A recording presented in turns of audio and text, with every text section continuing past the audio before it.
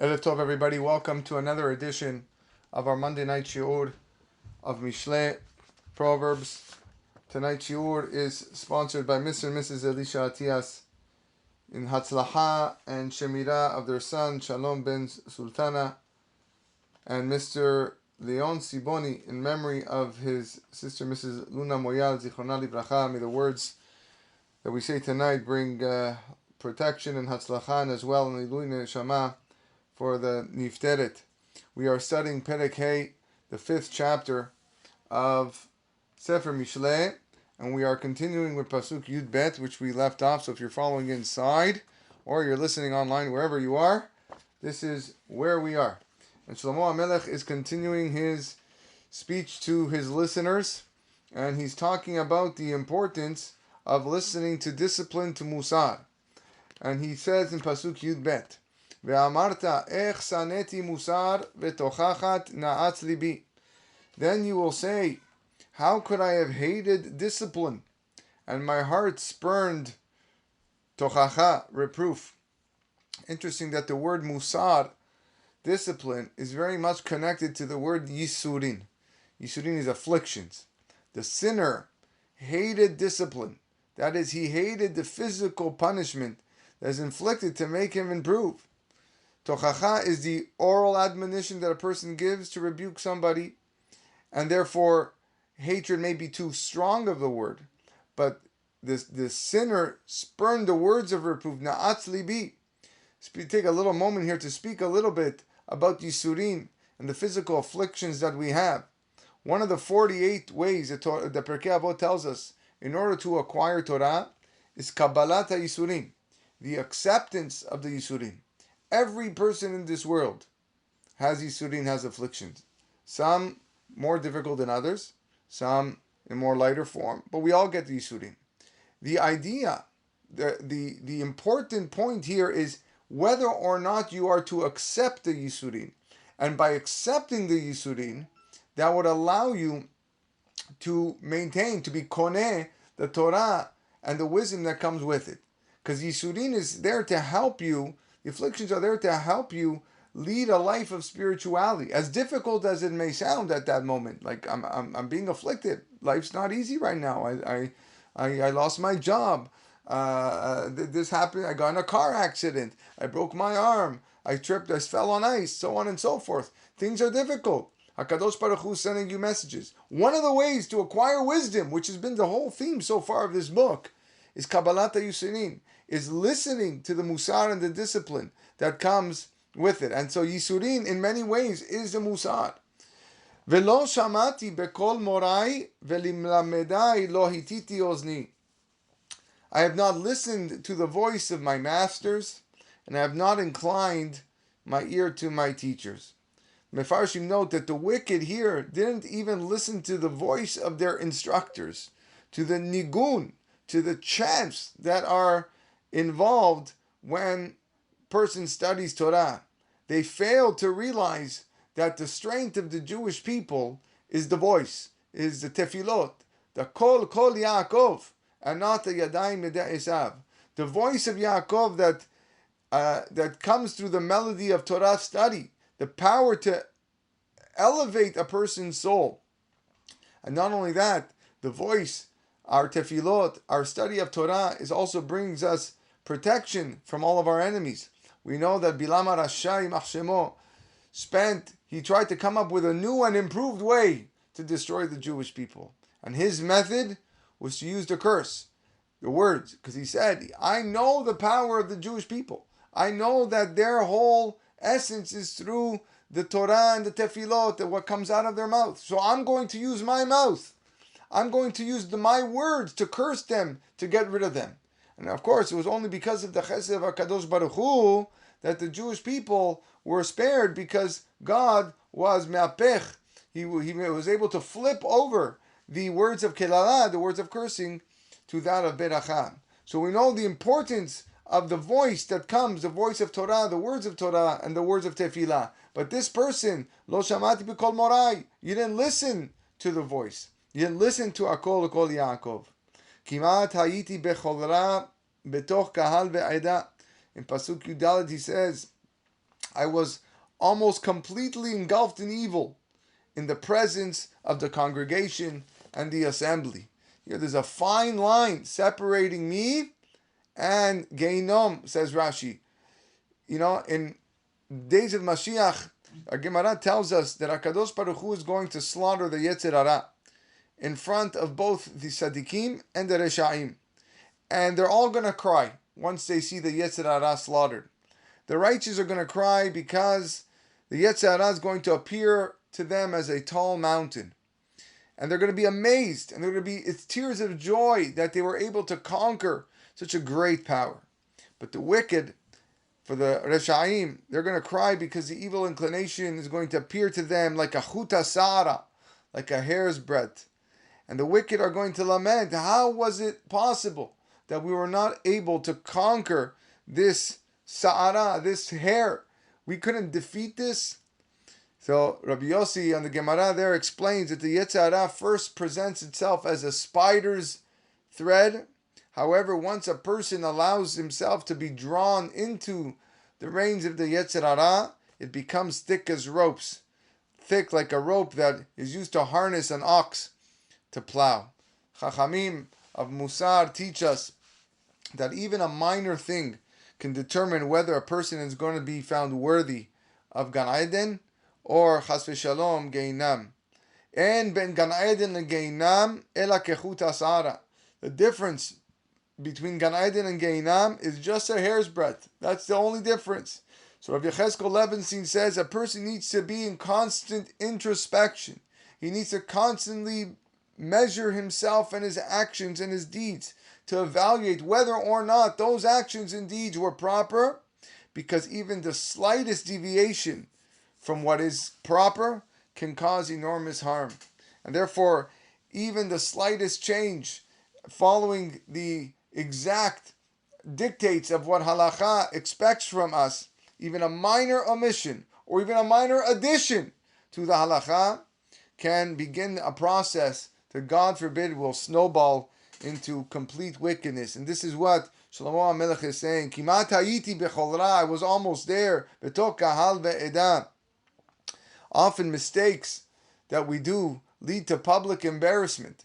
It's in front of the congregation. It's in front of the assembly. Shlomo HaMelech says, after 120 years, HaKadosh Baruch Hu is going to play the tape of our lives.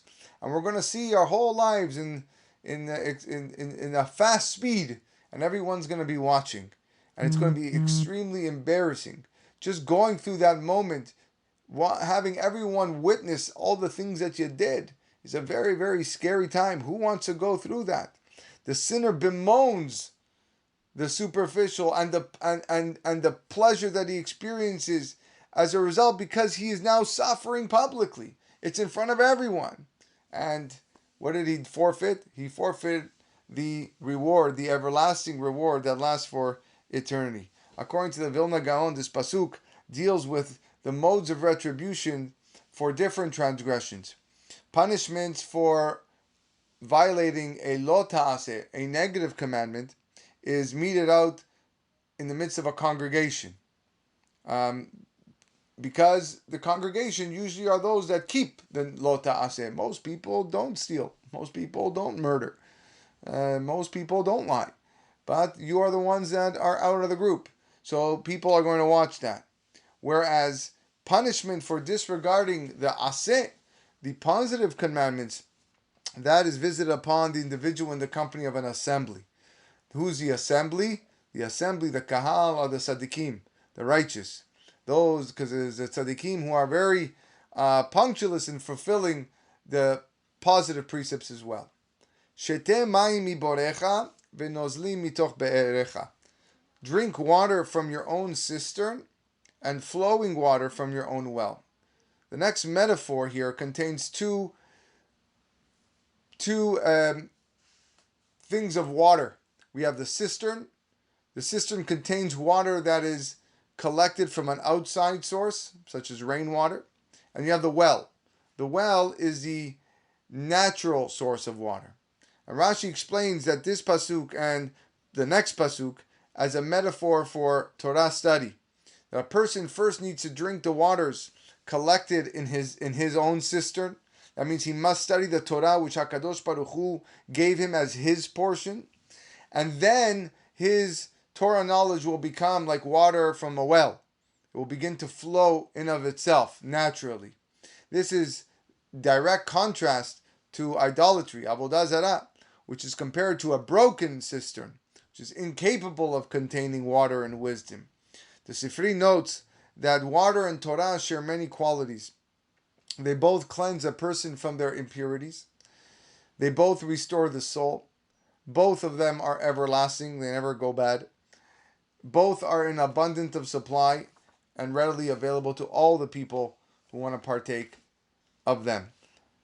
Some say that the metaphor of water here is that the cistern and the well refer to a person's wife. And he should be loyal to her rather than be enticed by the forbidden woman, which we have already explained is heresy. Rav Hirsch, in fact, expands on this, and he says that the cistern collects water or contains water that is collected through human effort, and a well's source is that of a natural one. So too, therefore, a successful marriage is comprised of two parts. You have the efforts that are invested in by the husband and the wife, and what we put forth towards a marriage, each one giving and contributing towards what their powers and their expertise are. And then you have the elements that are contributed by who? HaKadosh Baruch Hu, which is just automatically there. Hasa Rav Hirsch explains the metaphor. Pasuk Ted Zayin, Yafutzu ma'yonecha chutza barechovot palgemayim. At which point then, when you're using the water from the well and the cistern, then your springs will spread outward, streams of water through the streets. The Vilna Gaon again elaborates this metaphor of three sources of water mentioned in the two psukim.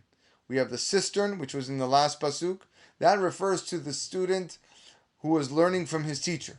He is gathering wisdom from an outside source, just like the cistern collects water from the outside. He then progresses to the second stage. The second stage is where he can increase his Torah knowledge by studying himself. Just like the well has its own natural source of water, so now he's able to expound his own novel ideas of Torah thought. For example, a person wants to learn Chumash. So there's many ways to learn Chumash. One way, and usually the most beginner way, is you open the Parashat HaShavua, you read the pasuk, you read the English translation, and you look at Rashi. I need Rashi to teach me what the pasuk is teaching me. And that's how I'm able to understand what is going on in the story or what's being spoken about in this mitzvah. So the Mefarshim are teaching me, or my teacher is teaching me what the Torah is trying to tell me. The next level up, which is the level of the well, is, okay, I've already learned from my teachers, so now I'm just going to look at the Pesukim myself. What am I able to draw out of the Pesukim that I wasn't already taught from my teachers? You come up with your own novel ideas. And it's a great feeling. Sometimes I can tell you, I study, and you learn Rashi many, many times, and then you see something different that, oh my gosh, this makes a lot of sense, and it's really your own. It's like you don't see it written in anybody else, and it's an amazing feeling that you reach this level. And then there's a higher level. The higher level, the third stage, what the Vilna Gaon says, when the student is able to teach others from his wealth of Torah knowledge, and that is what this pasuk is comparing to the flowing waters of the spring. So you have the Be'er, the Bor, and the Mayan, the Chokhmah, Binah, and Da'at, the three levels of Chokhmah. So the two portions in this pasuk refer to the two ways through which the Torah of the Chacham will spread outward. You have Yafutzu Mayonecha Chutza, your springs will spread outward. That refers to students whom you yourself teach. And then Barechovot Palgemayim, your streams of water in your streets. Those are for the students who may have not directly studied from you, but who hear your Torah as it spreads in the streets. They learn from it, although not directly. And that's the beauty that we have, especially nowadays with modern technology how we have people listening live to a class and they're learning it directly from the teacher. But then once that gets posted, once that gets published, and then you have dozens or hundreds or even thousands of people listening to that class, it's unbelievable. Then you have so much. It's spread through the streets. You don't know how far it can actually reach. It goes without saying that this week, unfortunately, on Shabbat, we lost a very, very prominent Talmid Chacham in the Jewish world, Rabbi Jonathan Sachs. And I'm no one to speak about Rabbi Jonathan Sachs, although I've heard so many amazing words of eulogy about him. For those listening to this online, we're recording this in 2020, November 2020, and he just passed away. But here is a man that, without a doubt, has taken Torah and literally spread it beyond borders. There is probably not any Jew who has studied Torah that has not heard the name of Rabbi Jonathan Sachs. And I can even vouch to say that there may not be any religious person, Jew or non-Jew, that hasn't heard the name Rabbi Jonathan Sachs. It is a tremendous loss for Klal Yisrael, as his words of Torah really pierced the souls of so many people, including myself. And although I was never privileged to actually meet him in person, I do own many of his sefarim, much of his commentary on the parasha. I read lots of his essays. I've heard many of his speeches, and they've all impacted me in different ways. And that's just a testament to what Shlomo HaMelech is here saying. You have the people that may have learned from him directly, and then you have Barechovot Palgemayim. Then you have the Torah that spreads throughout the street. And it is an unfortunate loss for the Jewish world this week, and we are all mourning his passing.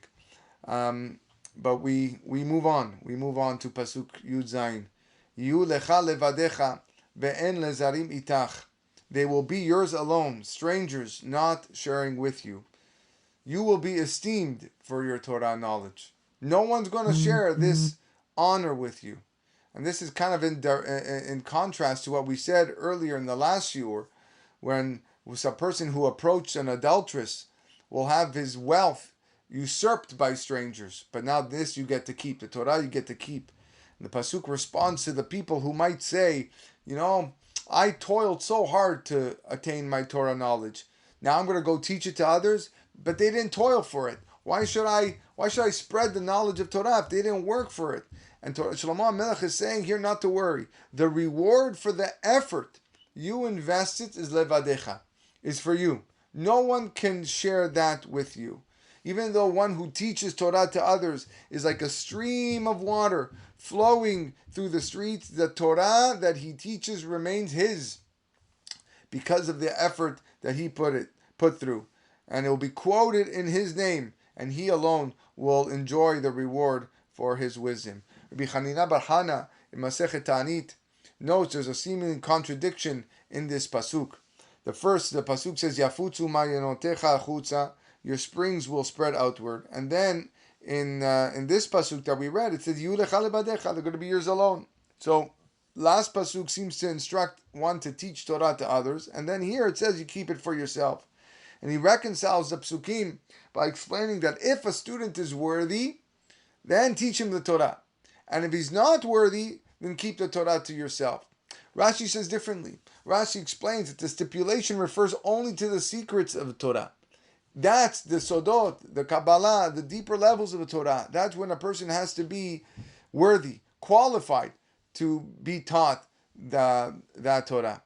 The phrase, strangers not sharing with you, can also be read as a directive. You should not put extraneous subjects on par with the Torah.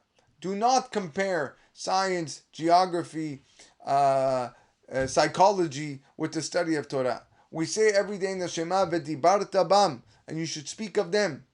And Rashi, quoting the Midrash, asem aikar ve'al ta'asem tafel, that the words of Torah should be the prime importance of your life.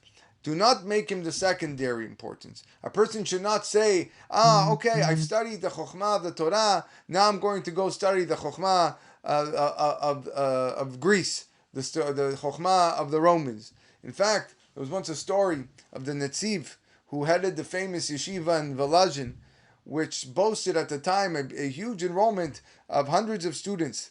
And when the Russian government decreed that the yeshiva now introduce secular subjects, and they were being forced to sharply cut back the study of Torah, the Netziv decided to close the institution. He decided to close the yeshiva rather than comply. And he wrote his son, Rav Chaim Berlin, do not be upset, do not be anguished that this matter will bring about my departure from this world, for it is well worth the sacrifice of my life.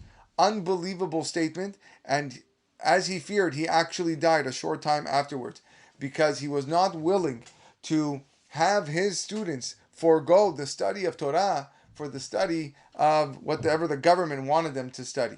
Yehi mekorcha baruch usmach me'eshed neurecha.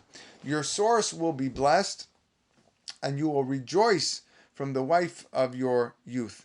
This pasuk refers to the Torah that a person studies in his younger years, or the wife that you married in your youth, who will be dear to you, be beloved to you in your eyes. Ayelet ahavim ve'yalatchen, pasuk yutet, a beloved hind inspiring favor.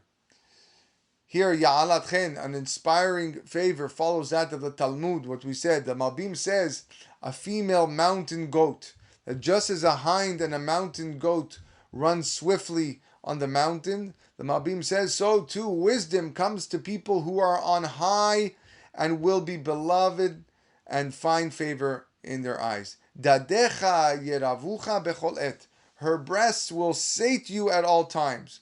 We know that as long as a baby nurses from its mother, then there's going to be milk. So too, as long as the person immerses himself in the study of Torah, he's going to find nourishment in its words. Normally, when you familiarize with something or with someone, it breeds contempt rather than more love towards the other party. Okay, I'm used to this guy already. I don't have that same feeling of affection. But this is not true when it comes to the study of Torah. A person who constantly sates himself with the words of Torah, with the nourishment of Torah, will find himself loving the Torah in increasing ways, more and more. Be'avata tishget tamid. Shlomo Melech says, you will always be intoxicated or engrossed with her love. Rabbi Moshe Darshan here, quoted by Rashi, explains here that the word tishge means to be engrossed. But Rashi brings a different explanation. And he says that this word, based on the Gemara, can mean an oversight. The pasuk would then mean that for the sake of love of Torah, a person can even make a mistake and neglect worldly matters because the merit of the Torah will protect him. It will safeguard him. There was once a story in the Gemara of Rabbi Elazar ben Pedat, who left his cloak, his garment, in the upper marketplace in Tzipori. And he went to study Torah in the lower marketplace. And a man saw the cloak. He goes, perfect, I'm going to steal it. It's there. He went to go steal the cloak, and he found a snake wrapped around the cloak, meaning protecting him from harm. The Chachamim had such a burning love for Torah that they were often oblivious to worldly matters. Not because they didn't want to. Some of them didn't want to know about it. But they just were so engrossed in their Torah. Their Torah study protected them. And as a result, they didn't suffer any harm, even though they were oblivious from worldly matters. The Chazon Ish recounts famously that in post-World War I Russia, anarchy reigned. Youths were being grabbed off the streets. They were being sent off to serve in the army. And the Chazon Ish, he related, he was one time walking, he was so engrossed in the study of Masechet Eruvin, which is what we're actually studying now in Daf Yomi, that he walked through the streets of the town despite the situation, and finally, becoming aware of the situation and the danger he was in, he rushed home. And all the way home, he noticed that the Russian officers weren't even paying attention to him, as if he had become invisible. You usually have a rabbi on the street with a long beard studying Torah, something that was unheard of. How dare you do this in public in Russia, in post-World War Russia? But yet, as if he was invisible, because the Torah protects you. Velama tishge bezara beni bezara utchabek chek nochriya. Pasuk Kaf says, why then, my son, now that you know all this, should you make a mistake with a strange woman and embrace an alien bosom. As the previous pasuk concluded that a preoccupation, an incorrect preoccupation with a person's own wife is an error, how much more so is with a strange woman. So therefore, that's what the Mishnah tells us. Beishto ameru, kal vachomer beshet chavero. The Malbim says that the strange woman here refers to the fields of knowledge that mislead a person. Why should he engross himself in such studies instead of the studying of Torah? The Torah is there available to you. You want to study, you want to seek wisdom, there's a Torah. An alien bosom, a chek nochriya, refers to heresy and apostasy, which someone can subsequently embrace. I always tell some people, if they ever want to seek wisdom, to just study the book Derech Hashem. Study the book Derech Hashem, the way of God. Who knows more than God? You want to know how the world works, you have questions, you're tempted to go read philosophical books of the Greeks and the Romans and all these authors out there, anti-God, atheists. Just read the book of Hashem, Derech Hashem, the way of God. Trust me, there you're going to find all the wisdom you're looking for. Don't chase after the strange woman. Don't chase after the heresy. Ki nochach enei Hashem darchei ish v'chol magelotav mefales. For a man's ways are opposite Hashem's eyes, and he weighs all his courses. God is aware of man's actions. God weighs his course. He knows his sins, and he knows a person's merits. And the Rambam in Hilchot Teshuvah famously writes that the accounting of a person's sins and merits is not quantitative, but rather it's qualitative. Meaning there could be one merit which counterbalances multiple sins. And a certain sin can, God forbid, override several merits. And who makes that evaluation? Only HaKadosh Baruch Hu. Only the intelligence of God. He's the one who knows how to evaluate merits and sins. A person should never think that God does not see all of his actions. And that's why the rabbis teach us in Pirkei Avot, Da ma lemala mimach. Know what is above you. Ayin ro'ah ve'ozen shomat b'chol ma'asecha b'sefer nichtavim. Above you, you have a watchful eye and an attentive ear. And you should know that all your actions are being written down. And since this pasuk follows pasuk chaf that we said before, which is embrace an alien bosom, utchabek chek nochriya, which implies that an errant action done secretly, its purpose is to warn a sinner specifically that no action that you do is hidden from God's eyes. Even a sin that's committed in the most hidden chambers is known to Him. That's why there's a concept of marit ayin. Marit ayin, what other people are going to see or they're going to say. What if they see you? Are they going to think differently? And obviously the number one excuse to or response to that is, yeah, but I'm in my room. No one can see me. No one sees what I'm doing in my house. I'm in my room. Marit ayin afilu bechadre chadarim applies even if you're locked up in your closet in your room with 3 bolts. HaKadosh Baruch Hu is watching you. The Al-Shich says something unbelievable over here. He says that this pasuk addresses those who think that they won't be punished for sinning. Why? Since God knows what a person's actions will be, what does the sinner assume? He assumes that he's forced to sin and is therefore not liable for my actions. God knows I'm going to sin, so I'm not liable. Because it's whatever's divinely proclaimed cannot be changed. So I won't be punished. To dismiss this claim, the pasuk acknowledges that a person's actions are always before God's eyes, and God knows if one's actions and intentions are good or bad. However, v'chol magelotav mefales, and He, referring to the person, weighs all his courses. The person himself, says the Al-Shich, can weigh and determine which way his course will ultimately run by exercising his own free will, his own bechira chofshit, and therefore he will be punished for choosing the wrong course. Unbelievable chidush by the Al-Shich. Avonotav yilkeduno et harasha. his own iniquities will ensnare the wicked one. Often the sin itself brings about the downfall of the wicked. And he will be suspended in the cords of his sin. That is, the wicked man will be hanged, for such a person is suspended by the ropes by which he is hung. The Metzudot here says that the metaphor means that the sin he committed will testify against him and bring punishment upon him. We spoke about this last week. You think that you're giving into Yetzirah, the Yetzirah, that angel that is created is going to come and defend you. He's going to backstab you. He himself is going to come and testify against you in Shamayim and bring punishment. Last pasuk. Hu yamut be'en musar. He will die for refusing discipline. The wicked person will die because he did not accept the musar, which reverts right back to how we started tonight's shiur. How Shlomo HaMelech told us in pasuk Yud Bet, ve'amarta echsaneti musar. You will say how I've hated discipline. And here he's ending the perek. He will die, God forbid, for refusing discipline, refusing to hear the words of his masters. Uvrov ivalto yishke. And because of the abundant foolishness with which he erred, Rav Hur says, because of the delusion he is caught. A sinner may reach a point where he will even reject Musar. And we said Musar is the afflictions which God sent to punish and frighten him. And this results when a person is an ivelet, when a person is deluded and he's not thinking straight.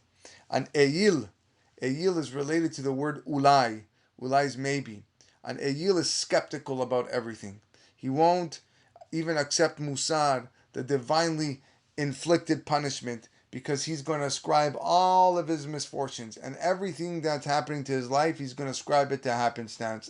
This is just what happened. Coincidence of the world. And since he doesn't recognize HaKadosh Baruch Hu's hand directing the world, he will be suspended in the cords of sins. And therefore his skepticism, his ivalto of HaKadosh Baruch Hu's providence and control in this world, that's what's causing him to reject Musar, and that's what's going to lead him to his downfall. And B'ezrat Hashem, we need to find, of course, that strength to recognize when HaKadosh Baruch Hu is sending us messages, to recognize when the Musar is being sent our way, to accept the Musar, Kabbalat HaYisurin, one of the 48 ways to acquire Torah. And when a person does that, the wisdom of the Torah becomes so much clearer, and he can live life in a much better way, serving HaKadosh Baruch Hu wholeheartedly. Wishing everyone a wonderful night.